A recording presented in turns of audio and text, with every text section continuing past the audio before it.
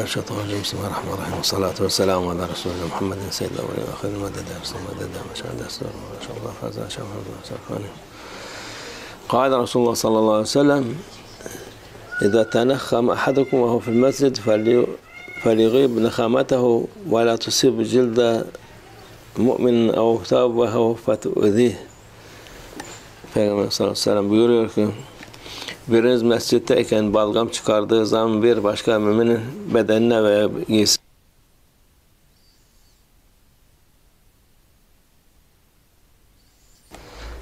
şimdi eskiden mescitler bizim bu şimdiki gibi değil. O vakit kumdu yerler.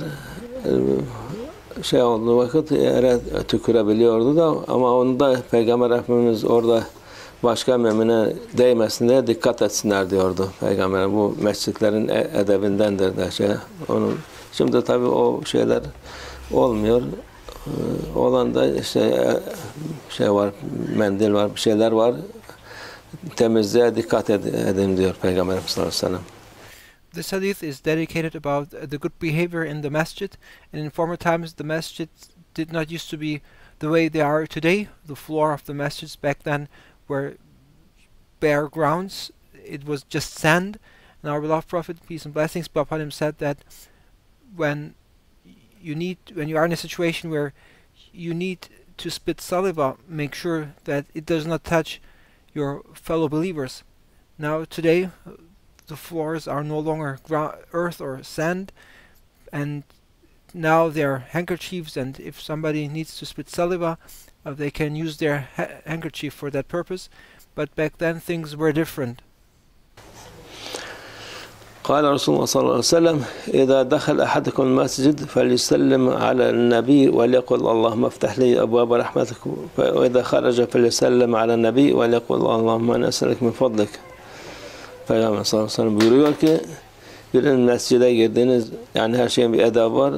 Mescide girdiği vakit Peygamber Our beloved Prophet, peace and blessings be upon him, continues to speak about the good behavior in the masjid, and he speaks about the good proper behavior when entering the masjid. selam etsin. And when you enter the masjid, our beloved Prophet, peace and blessings be upon him, says that you should recite peace and blessings upon the Prophet, peace be upon him. Selam getirip ondan sonra Allah bana rahmet kapılarını aç. And then you shall pray after having recited peace and blessings upon the Prophet when entering the masjid. O my Lord, Allah Almighty, open the doors and the gates of mercy to me. Bana rahmet kapılarını açma diye dua et. O Allah, open the doors of mercy to me.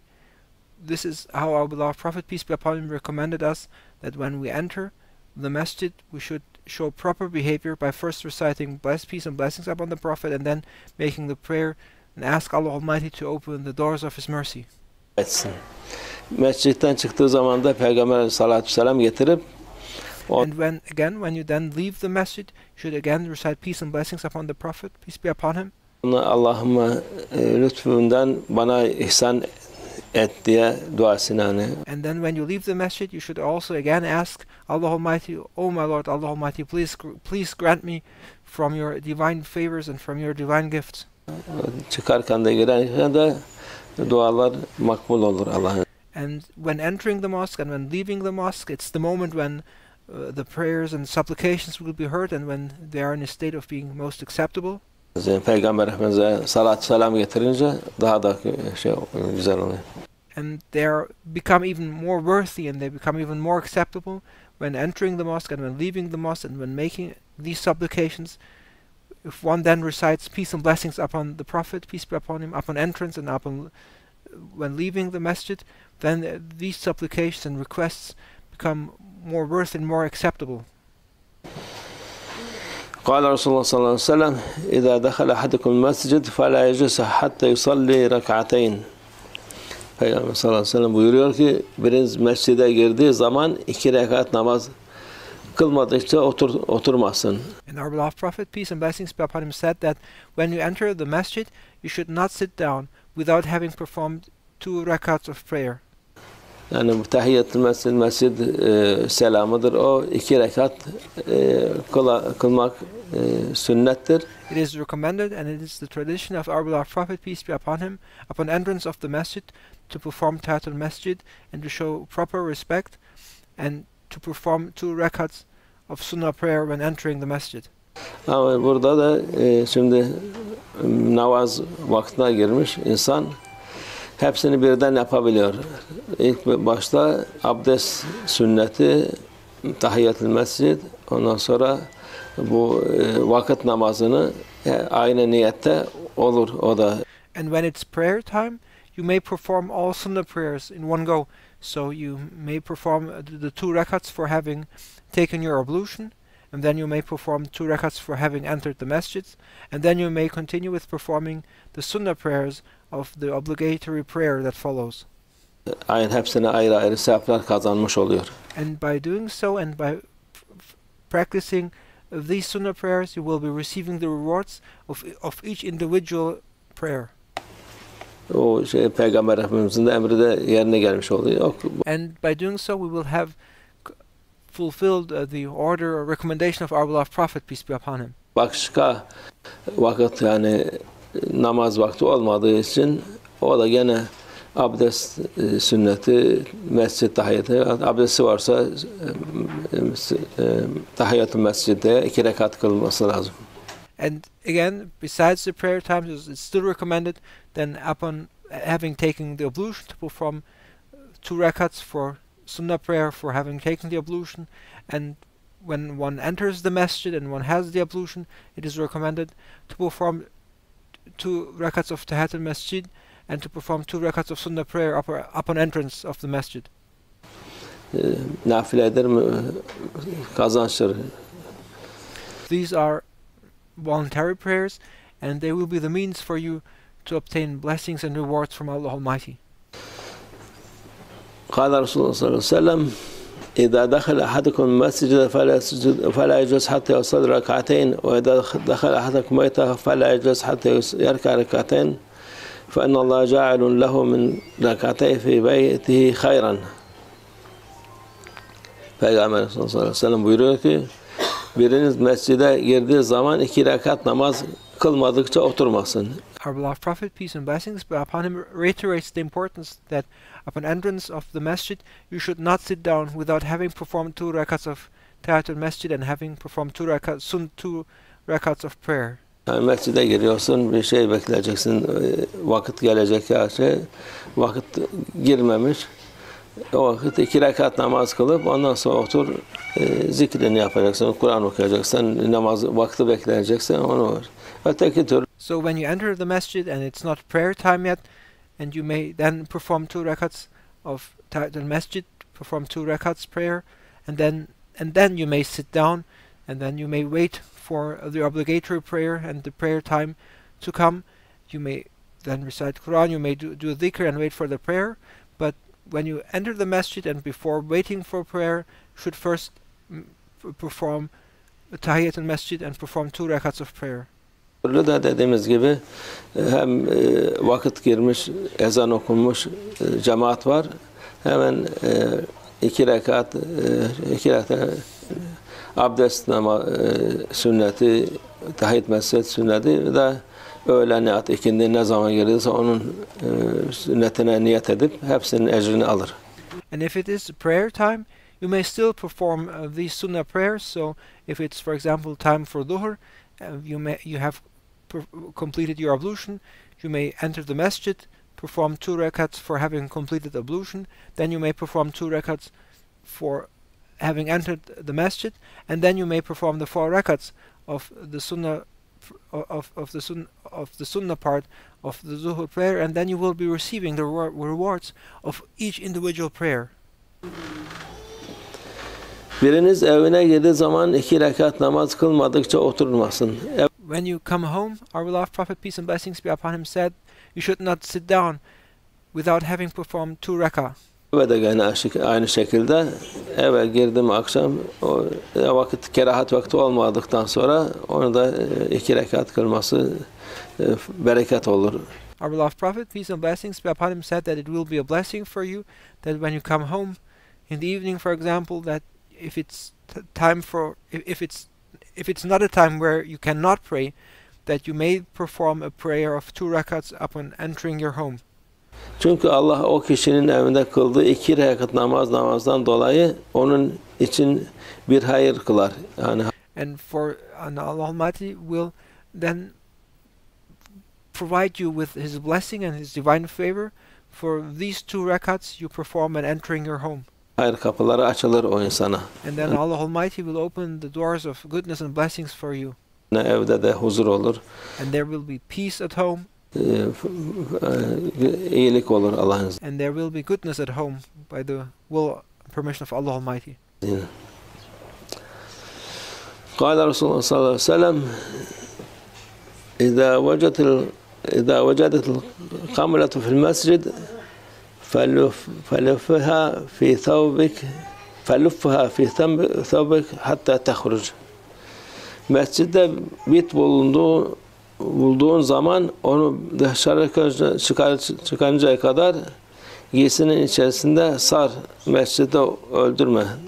Yani o bit falan ne varsa onu dışarıda, yani mescitte bırakma çoğalmasın diye. Onu da hem dışarıda öldürmek daha iyidir.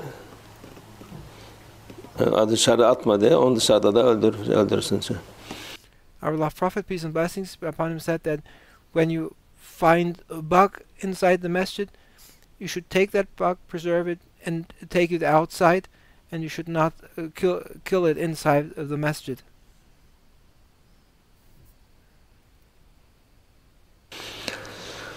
قال رسول الله صلى الله عليه وسلم أعطوا المساجد حقها ركعتان قبل أن تجلس.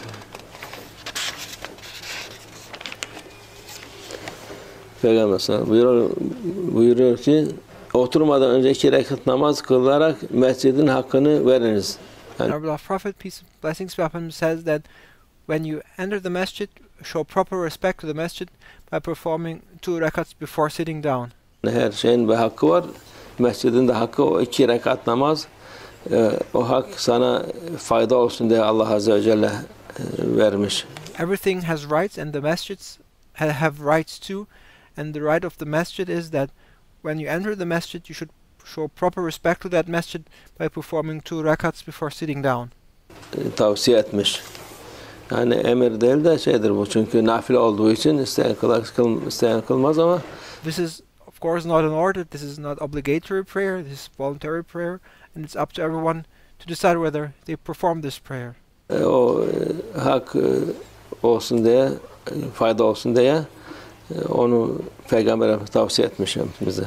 And our beloved Prophet, peace and blessings be upon him, recommended to perform this prayer when entering the mosque as a blessing and as a means of receiving goodness for us. قال رسول الله صلى الله عليه وسلم إن لكل شيء قمامة وقمامة المسجد لا والله وبلا والله. Şüphesiz her şeyin bir çöplüğü vardır.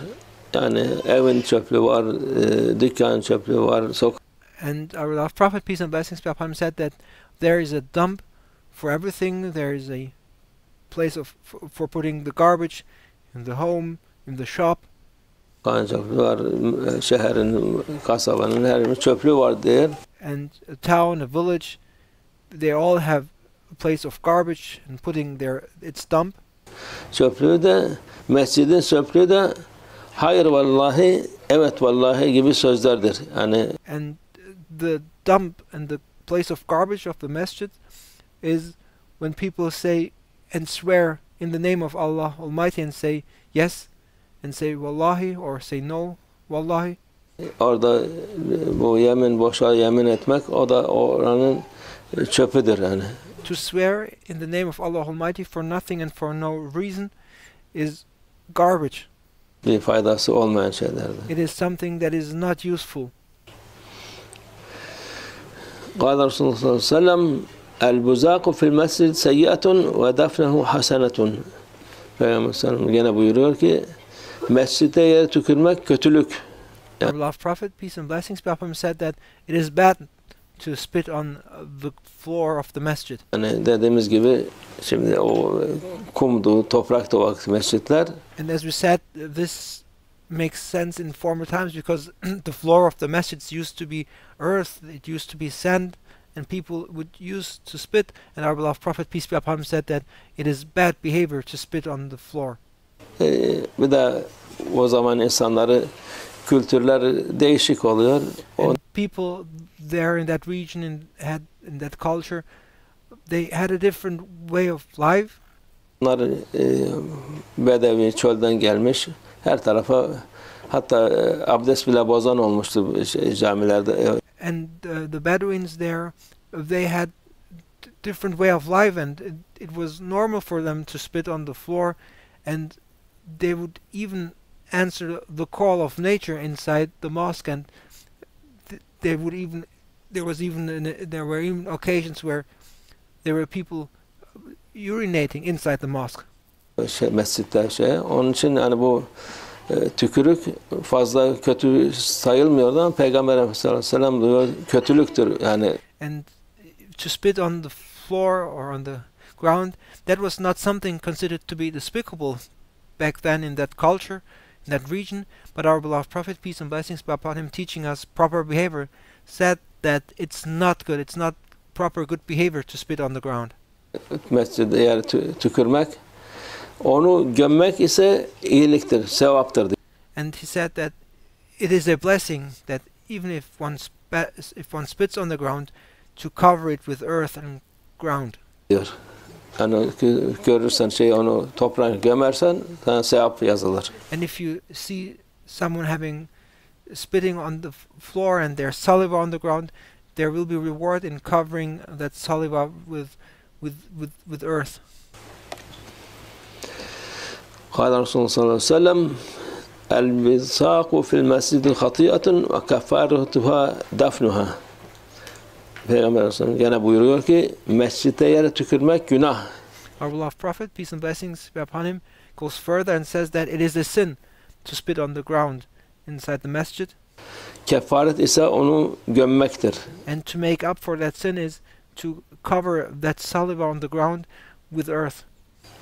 Yani bu Peygamber Efendimiz sallallahu aleyhi ve sellem söylediği zaman yani bu en yüksek edep, en yüksek insanlığı öğretiyor Peygamber. And this is just an example of how our beloved Prophet, peace and blessings be upon him, teaches us the best of character, the best of behavior, and what it means to be civilized.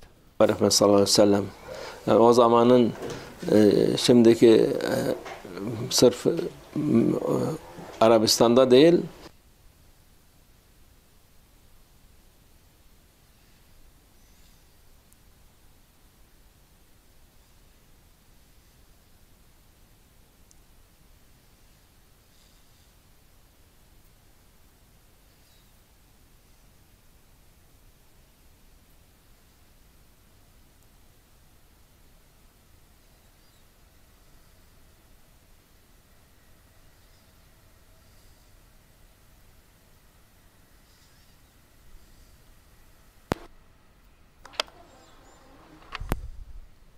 melekler bu güzel koku, güzel buhur.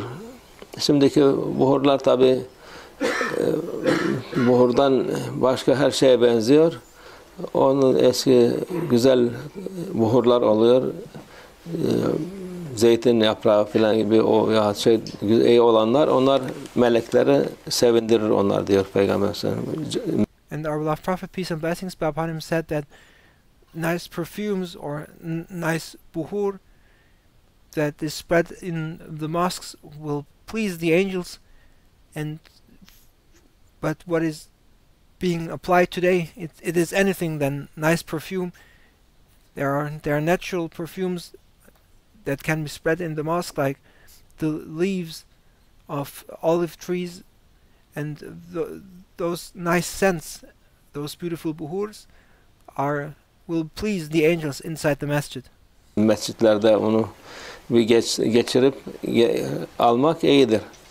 So there is a blessing, and it pleases the angels inside the masjid to apply buhur. قال Resulullah sallallahu aleyhi ve sellem innel mescid la yahallu lucunub ve la haid.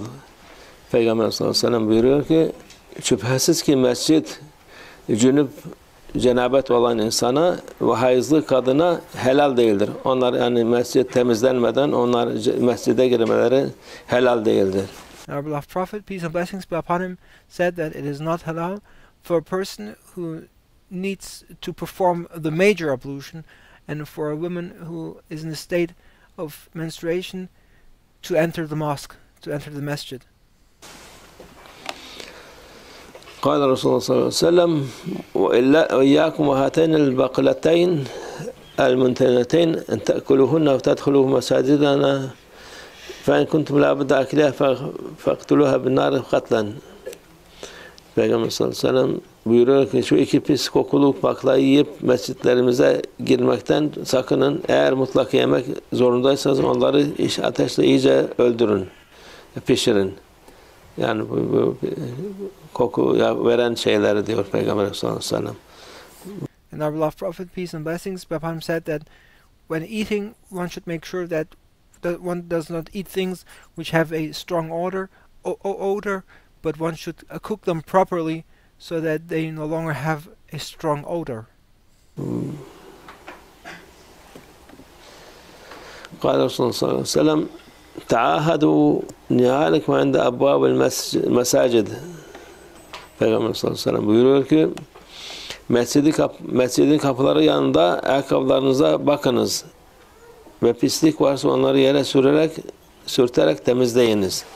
And our beloved Prophet, peace and blessings be upon him, said that when you are at the doors of the masjid, make sure that your shoes are clean, and you should clean and purify your shoes and what is underneath them if there is dirt by rubbing them on the floor to make sure that there is no dirt on your shoes. Bu da gene temizlik babından Peygamber sallallahu aleyhi ve sellem camiler temiz tutsun diye insanlara nasihat veriyor. And this is yet another recommendation of our beloved Prophet, peace be upon him, to make sure to keep the masjid clean. Öğretiyor.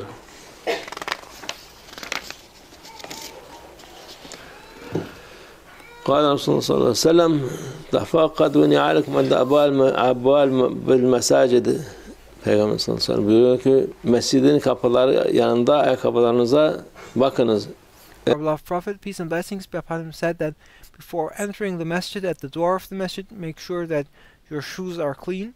Pislik varsa onları yere sürterek temizleyiniz. And if there is dirt on your shoes, make sure to rub them on the ground in order to remove that dirt. Yani onları dikkat edip de temiz olarak içeri alacaksınız, temiz olarak alınsın diyor. And then when you take your shoes inside the masjid, make sure that you take them inside the masjid while they're in a clean state.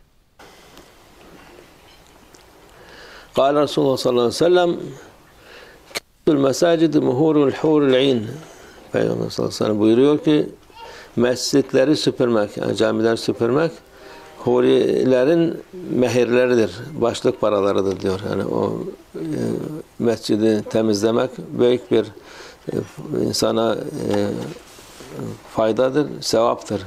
And our beloved Prophet, peace and blessings be upon him, mentions that to clean the masjid, to broom the masjid, will be the dowry of the huris in paradise, and this hadith is yet demonstrating the importance of cleaning the masjids clean.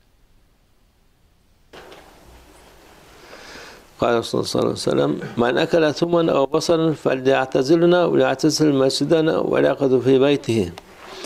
Peygamber sallallahu aleyhi ve sellem buyuruyor ki sarımsak ve soğan yiyen kişi hem bizden hem mescidimizden uzak dursun, evinde otursun. Bu Peygamber Efendimiz sallallahu aleyhi ve sellem bunları yemezdi ama Our beloved Prophet, peace and blessings be upon him, said that when you eat garlic or onion, you should stay at home and not come to the masjid. ümmetine de men etmedi. And our beloved Prophet, peace and blessings be upon him, he would not eat those. And but eating onions or garlic, it is not something that our beloved Prophet, peace be upon him, prohibited. O tabi o vakit Peygamber Efendimizin olduğu yer en temiz, en güzel yer olması için, onun için bu şeyleri yememeleri tavsiye olmuştu. So it is not forbidden to eat onion or garlic, but as we said, as our beloved Prophet, peace and blessings be upon him, made sure that the masjid is clean.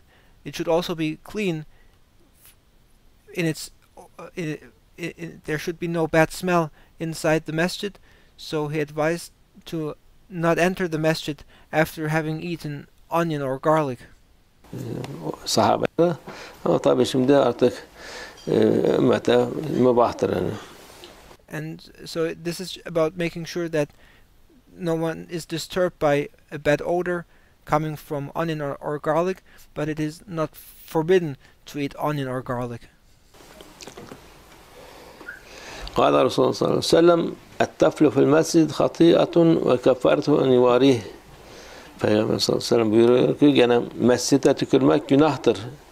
Our beloved Prophet, peace be upon him, says that it is a sin to spit on the ground of the masjid. Kefareti ise onu gömmektir. And in order to make up for that sin, one must cover that saliva with earth. Yani onu kapatmak, üstünü kapatmak. Sadaka Resulullah fîmâ kâle kâmâ kâle. Ziyadetin ilâ şerefin Nebi sallallahu aleyhi ve sellem ve ashabil kiram ve ilâ arvah cemî'il enbiyâ'il murselîn kudamâ şerâ'în ve ilâ arvah a'immetil arba'a ve ilâ arvah meşâikhna fi tarîkati nakşibendiyetil aliyye khâssaten imâm tarîkati gavsil halîka Hâce Bahuddin Muhammed Veysil Bukhari Seyyidina Abdülhâlik el-Rızvani Mevlana Şeyh Şerafeddin Dağıstani Mevlana Şeyh Abdullah Faz Dağıstani Mevlana Şeyh Muhammed Nazım Adil Hakkani ve sâir sâdâtin ve sıddîkîn ve men ahfâdâti ve civarihim Hüseyin Mustafa ve Rafakâ Hacı Mustafa Turabi cümlemiz geçmişler ruhları için, şehit şuhaların ruhları için. La Teala el-Fatiha.